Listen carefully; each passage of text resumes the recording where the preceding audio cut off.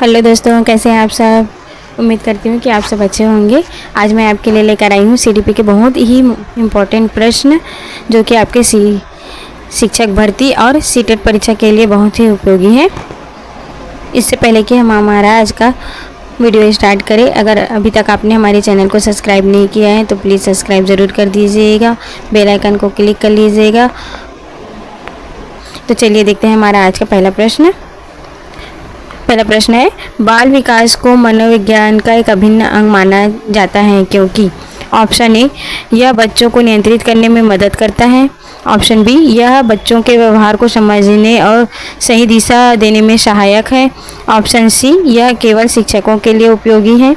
Option D, इसका शिक्षा से कोई लेना देना नहीं है। तो इसका सही उत्तर हो जाएगा ऑप्शन बी, यह बच्चों के व्यवहार को समझने और सही दिशा देने में सहायक है। प्रश्न 2, खिलौनों की आयु किस अवस्था को कहा जाता है। ऑप्शन ए, शैशवावस्था। ऑप्शन बी, पूर्व बाल्यावस्था। ऑप्शन सी, उत्तर बाल्यावस्था। ऑप्शन डी, किशोरावस्था। तो इसका सही आंसर हो जाएगा ऑप्शन बी, पूर्व बाल्यावस्था। अगला प्रश्न है, 20वीं शताब्दी को बालक की शताब्दी किसने कहा था। Option A, Crow. Option B, Jean पियाजे। Option C, Adler. Option D, Skinner. तो इसका सही आंसर हो जाएगा ऑप्शन ए, क्रो।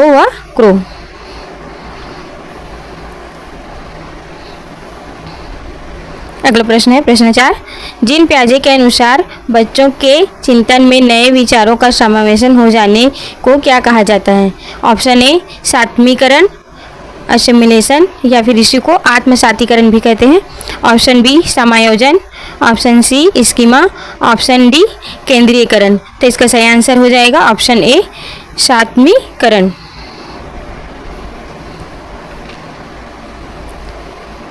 अगला प्रश्न है प्रश्न 5, बच्चों में आधारहीन आत्मचिंता का संबंध किस अवस्था से है। ऑप्शन ए, शैशवावस्था। ऑप्शन बी, बाल्यावस्था। ऑप्शन सी, किशोरावस्था। ऑप्शन डी, प्रौढ़ावस्था। इसका सही आंसर हो जाएगा ऑप्शन सी, किशोरावस्था। अगला प्रश्न है प्रश्न 6, बाल विकास के प्रमुख क्षेत्र कौन से हैं। डोमेन्स ऑफ डेवलपमेंट कौन कौन से हैं। ऑप्शन ए, शारीरिक, संज्ञानात्मक और सामाजिक भावात्मक। ऑप्शन बी, केवल सामाजिक और आध्यात्मिक। ऑप्शन सी, केवल भाषाई और शारीरिक। ऑप्शन डी, केवल नैतिक और मानसिक।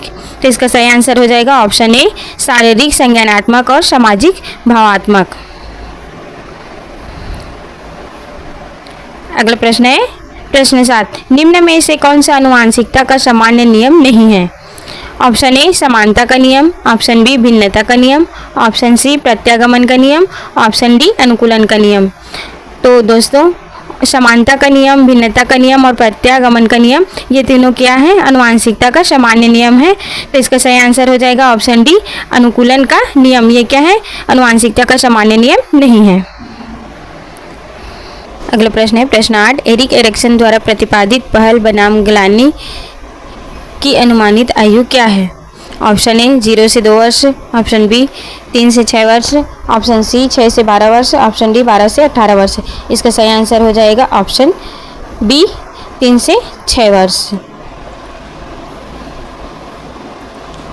अगला प्रश्न है प्रश्न 9, बाल्यावस्था को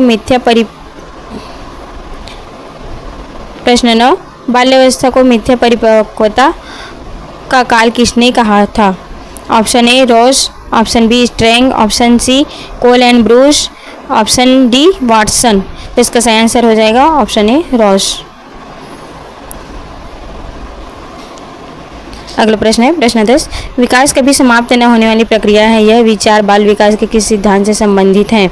ऑप्शन ए, निरंतरता का सिद्धांत। ऑप्शन बी, अंतर संबंध का सिद्धांत। ऑप्शन सी, एकीकरण का सिद्धांत। ऑप्शन डी, व्यक्तिक भिन्नता का सिद्धांत। इसका सही आंसर हो जाएगा ऑप्शन ए, निरंतरता का सिद्धांत। अगला प्रश्न है, शरीर की स्थिर अवस्था बनाए रखने की प्रवृत्ति को क्या कहा जाता है। ऑप्शन ए, विकास। ऑप्शन बी, श्रम स्थिति। ऑप्शन सी, परिपक्वता। ऑप्शन डी, अधिगम। इसका सही आंसर हो जाएगा ऑप्शन बी, श्रम स्थिति। अगला प्रश्न है प्रश्न 12, बाल विकास में वातावरण का क्या अर्थ है? ऑप्शन ए केवल भौतिक परिवेश, ऑप्शन बी वंशानुक्रम को छोड़कर सब कुछ, ऑप्शन सी माता पिता का स्वभाव, ऑप्शन डी बच्चे का आंतरिक गुण। तो इसका सही आंसर हो जाएगा वंशानुक्रम को छोड़कर सब कुछ, ऑप्शन बी सही हो जाएगा। अगला प्रश्न है प्रश्न 13, बाल विकास का अध्ययन करना क्यों महत्वपूर्ण है? ऑप्शन ए क्योंकि इससे छात्रों को अनुशासित किया जा सकता है, ऑप्शन बी यह बच्चों को सीखने की क्षमता और विकास के चरणों को समझने में मदद करता है, ऑप्शन सी यह शिक्षकों को नौकरी पाने में मदद करता है, ऑप्शन डी यह बच्चों को डराने का एक तरीका है। इसका सही आंसर हो जाएगा ऑप्शन बी, यह बच्चों को सीखने की क्षमता और विकास के चरणों को समझने में मदद करता है। अगला प्रश्न है प्रश्न 14, मानव विकास की किस अवस्था को सुनहरी अवस्था गोल्डन एज माना गया है? ऑप्शन ए शैशवावस्था, ऑप्शन बी बाल्यावस्था, ऑप्शन सी किशोरावस्था, ऑप्शन डी वयस्क अवस्था। इसका सही आंसर हो जाएगा ऑप्शन बी, मानव विकास की बाल्यावस्था को सुनहरी अवस्था माना गया है, ऑप्शन बी सही हो जाएगा। अगला प्रश्न है प्रश्न 15, शिक्षा मनोविज्ञान में बाल विकास का अध्ययन किस रूप में उपयुक्त है? ऑप्शन ए वैयक्तिक अध्ययन, ऑप्शन बी विकासात्मक दृष्टिकोण, ऑप्शन सी तुलनात्मक दृष्टिकोण, ऑप्शन सी प्रयोगात्मक दृष्टिकोण। तो इसका सही आंसर हो जाएगा विकासात्मक दृष्टिकोण।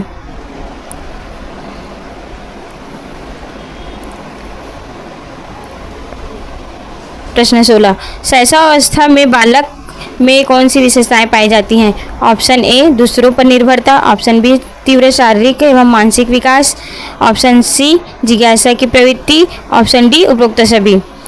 तो शैशवावस्था में बालक में कौन कौन सी विशेषताएं पाई जाती है? दूसरों पर निर्भरता, तीव्र शारीरिक और मानसिक विकास, जिज्ञासा की प्रवृत्ति, ये सभी गुण पाए जाते हैं।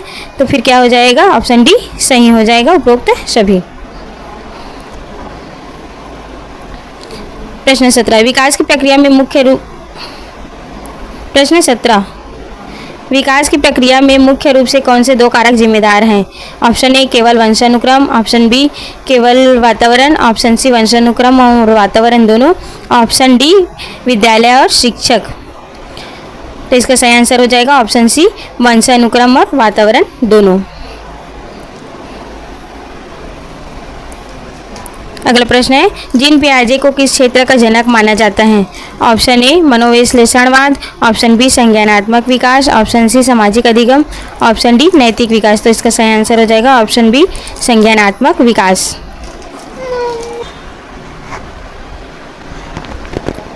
अगला प्रश्न है प्रश्न 19, बच्चों के सीखने की प्रक्रिया में अनुकरण का सबसे अधिक महत्व किस अवस्था में होता है? ऑप्शन ए शैशवावस्था, ऑप्शन बी बाल्यावस्था, ऑप्शन सी किशोरावस्था, ऑप्शन डी प्रौढ़ावस्था। तो इसका सही आंसर हो जाएगा ऑप्शन ए शैशवावस्था। शैशवावस्था में बच्चे अनुकरण से ही ज़्यादातर सीखते हैं।